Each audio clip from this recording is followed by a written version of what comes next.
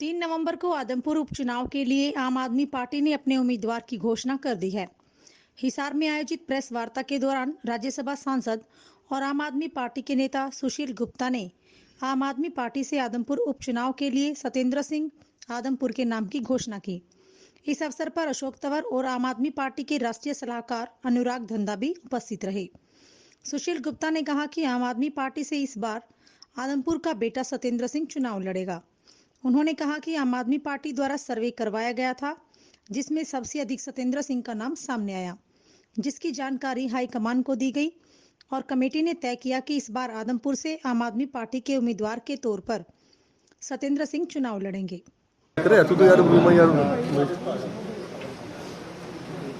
शुरू करें। आप सबको नमस्कार। आज बहुत अहम पत्रकार वार्ता है। आम आदमी पार्टी आदमपुर का चुनाव पूरे दम के साथ लड़ रही है। आम आदमी पार्टी हमेशा लोगों से पूछ के उम्मीदवारों को तय करती है। आम आदमी पार्टी के कई उम्मीदवार पिछले काफी समय से मैदान में थे, जो संभावित उम्मीदवार थे। आम आदमी पार्टी ने सर्वे कराया और सर्वे के आधार पर जो सर्वे की रिपोर्ट आई, उसमें अधिकतर व्यक्तियों ने सत्येंद्र सिंह जी का नाम एक ऐसे उम्मीदवार के रूप में लिया जो हमेशा जनता के बीच के अंदर रहता है।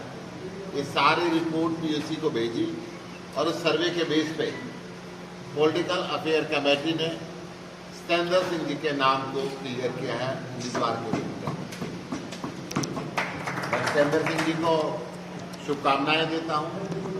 और अब मुकाबला होगा आदमपुर के बेटे, आदमपुर के अंदर रहने वाले, आदमपुर के हर घर के सुख दुख में शामिल होने वाले सत्येंद्र सिंह और एक ऐसे उम्मीदवार कुलदीप बिश्नोई जो भारतीय जनता पार्टी की कूद के अंदर अपने गुनाह को छुपाने के लिए आकर बैठे हैं, जो कभी कभी बतौर पिकनिक मनाने के लिए आदमपुर के अंदर आते हैं, जनता के बीच में कभी नहीं रहते, जनता के दुख सुख के अंदर शामिल होते हैं।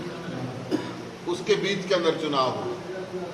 इस देश के अंदर कांग्रेस खत्म होती जा रही है।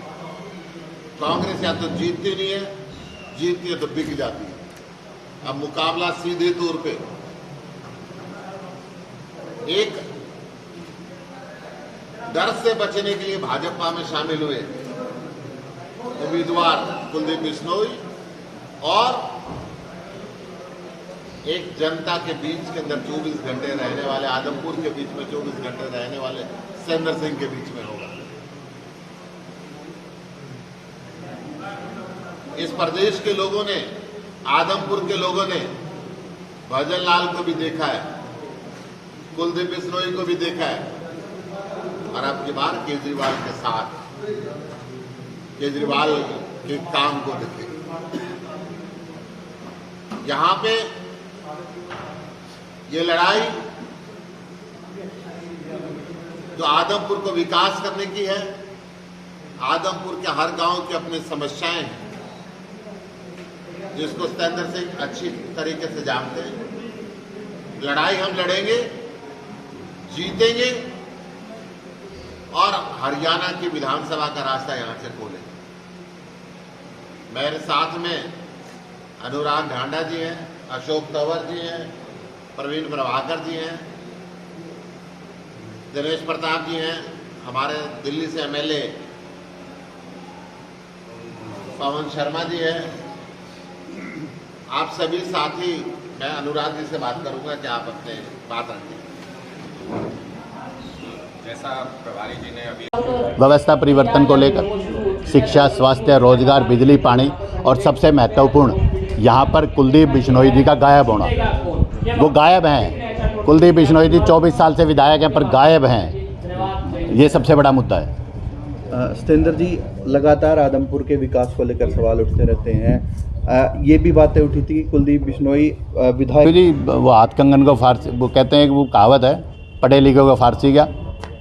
लोकसभा सांसद होते बजट लैप्स हो जाता था, विधानसभा में जो व्यक्ति जाएगा नहीं उसको क्या पता भाई बजट क्या होता है, विकास जो आज देखिए, मैं हैरान नहीं मानता हूँ कि कुलदीप बिश्नोई जी चुनाव क्यों लड़ते हैं। इनको चुनाव लड़ना ही नहीं चाहिए।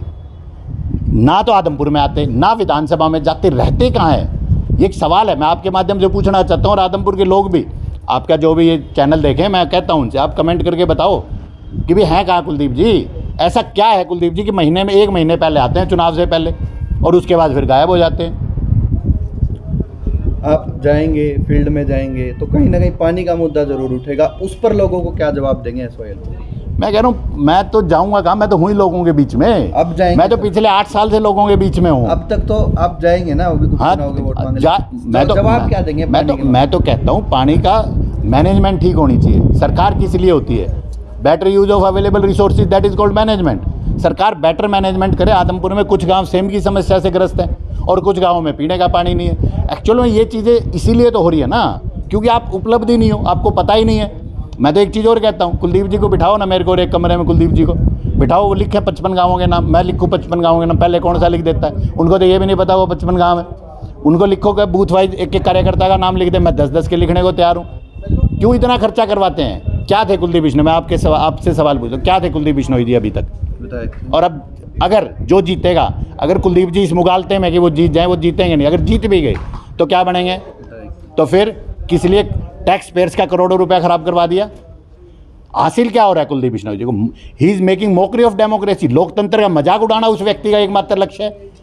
मेरा गढ़ है, मेरा परिवार। अरे लोकतंत्र में नहीं होता भाई, लोकतंत्र में लोग फैसला करते हैं। लोकतंत्र में लोग सबसे बड़ी ताकत है, वो अपने आप को ताकत मानते हैं।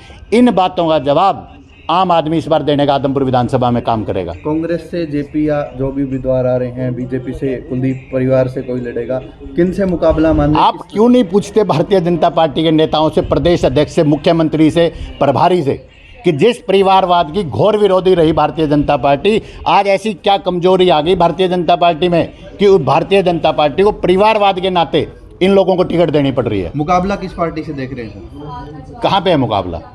एक तरफा है। लोगों ने मन बना रखा है, इनको नकार दिया है लोगों ने। ये नकारे हुए लोग हैं, ये नकारे और नतारे हुए लोग हैं। आपने कांग्रेस का जिक्र करा, आपने कहा जयप्रकाश जी आएंगे। मैं तो कहता हूँ 13 साल के बाद कांग्रेस की 13वीं करने आ रहे हैं जयप्रकाश जी। 2009 में चुनाव लड़ा था, उसके बाद आए नहीं है यहाँ पे।